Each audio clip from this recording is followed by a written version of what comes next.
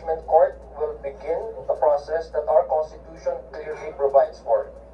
As we have consistently said, this is not about personalities or politics.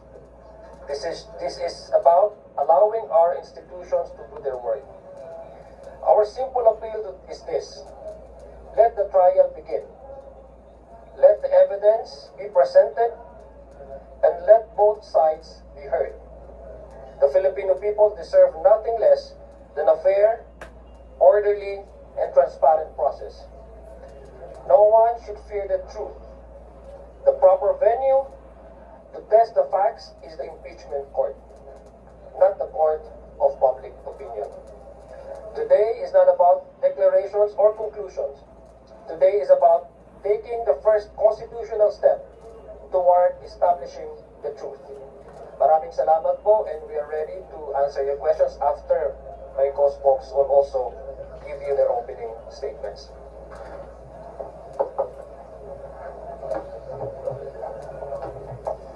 Magandang araw sa ating lahat, sa mga miyembro ng media na nanonood, sa mga mamamayan Pilipino, kabataan, at lahat ng sumusubaybay sa araw na to. In just a few hours, the Senate Impeachment Court will begin hearing a case that is significant not only for our institutions, but also for the future of our democracy. To our fellow young Filipinos, this is our history. This is our moment to pay attention, to ask questions, verify facts, witness how the Constitution works, and participate in the processes. Democracy is strongest when citizens are informed and engaged. The impeachment trial is a constitutional process. It is not a spectacle to cheer for or against. It is an opportunity to see accountability, due process, and the rule of law in action. Sa mga kababayan natin, tinik sa lalamunan natin ang halos 2 taon na pagpoproseso sa kaso ng impeachment ni VP Sara. Gutom na tayo sa pananagutan. Hilom sa kumakalam na sikmura natin ang sama-samang pag-alam natin ng katotohanan. Kaya dapat nating baybayin ang ebidensya para masagot ang mga matagal na nating tanong ng taong bayan. The public deserves to hear the evidence. Karapatan ng taong bayan na marinig ang ebidensya at maintindihan ang mangyayari. We encourage, therefore, the Filipino people and the youth to follow the proceedings with an open mind, listen to the evidence, reject disinformation, and participate in conversations grounded on facts. The decisions we make today will help shape the country that our generation, your generation, will inherit. Your voice, your vigilance, and your commitment to the truth matter. Maraming salamat po, and we will now proceed with the statement of our legal spokesperson, Attorney Jane Tolosa. Thank you, Attorney. Thank you.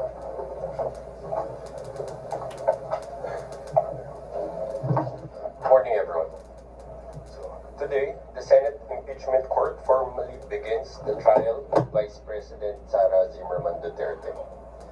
As prosecutors, we will approach these proceedings with respect for the Constitution, the Senate sitting as an impeachment court, and the rule of law. Our duty is clear: to present evidence in support of the articles of impeachment. We will do so professionally, fairly, and with fidelity to the constitutional process. The trial is not about rhetoric or public opinion. It is about evidence, due process, and accountability under the Constitution. We trust the impeachment court to hear the case with fairness and impartiality, and we ask the public to allow the process to unfold. At the appropriate time, the evidence will speak for itself. So, thank you to the members of the media. Thank you for your time this morning. I think we're ready to take your questions now. Problema. Kasi ka, Pangit usually, na opening, walang drive. kapag ganito, ang opening statement mo is tungkol sa innocence ng kliyente mo. Hindi mo kukwestiyonin yung proseso. Madam, umabot na kayo ng impeachment trial, yan pa rin ang drama mo. Diyos ko, mahirap yan. Narrative against the Vice President even before his case reaches trial. The articles of impeachment presented before this court as an exercise of the House's power to initiate impeachment cases are therefore, in sober truth, the product of an Yan lang yung kaya niyong idepensa? clear constitutional Grabe naman itong mga abogado na to. Over the Labing course of anim the kayo. impeachment trial, the prosecution will attempt to convince this court and the court of public Nonsense ang mga that the sinasabi mo. allegations in the articles of impeachment are supported by materials they obtained during the mini trial and that Pera lang evidence hinabol exists nyo to eh. sustain a judgment of conviction. Malaki siguro bayad sa inyo. That the notices of suspension and disallowance issued by the COA and the COA decision denying the Vice Yan, pero President hinihintay ko kanina pa. support their accusations with the release of that decision by the COA conveniently timed and coinciding with the committee hearings. They will claim that the certifications of the PSA confirm their allegation that recipients of the confidential funds do not exist, even though they listed one Mary Grace Piatos in their pre-trial brief as among their witnesses, or that the liquidation Walang of the kwenta. confidential funds in a span of 11 days was allegedly flipped. Rin sila ng ebidensya na susuporta sa kanilang kliyente. Ang tanong is, kaninong ebidensya mas mabigat? So, ako lang, ano ba nang mangyayari dyan sa strategy nila? Medyo sabaw eh. Of the articles of impeachment that they intend to pursue. Attorney Jokno is recognized. You may proceed, sir. Thank you, Your Honor. The first article we will be presenting will be Article 4 on grave threats. Second will Ito be yung pinakamadali eh. Article 1. Third, Confidential right, funds. that is Article 3. And the fourth is unexplained wealth, Your Honors. That's Article 4. No, two. Oh, I'm sorry, Article 2. I stand corrected. So the sequence of presentation shall be Article 4, Article 1, Article 3, and then Article 2. Yes, that is correct, Your Honor. So I presume that beginning tomorrow, once we issue the subpoena for your Bukas susunod. witness, you shall begin with Article 4. Yes, Your Honor. Again, Chair rules that the respondents have the same and equal privilege of presenting its case as it so desires when it's time to present its evidence in chief shall come. What is the pleasure of the counsel for respondent? Thank you, Your Honor. May I ask if the prosecution is ready to present its first witness today because defense is ready today, Your Honor? Duly noted, we will get to that later. If Next Your Honor, item in the please. agenda. If Your Honor, please. Yes, I Representative have just Jokno. noticed that Your Honor had already directed the counsel for the defense not to propound questions. Sasabihin ko pa lang. It's already the second time that she's doing that. She appears to be assuming or arrogating the powers of the court. As I understand the rules, it's Correct. only the court that can propound questions to the counsels. Sasabihin ko pa lang yan. Ikaw ang korte, madam. You can comment. I I'll take take exception to comment. that. Yes, Your Honor. I take exception to that manifestation of the good counsel.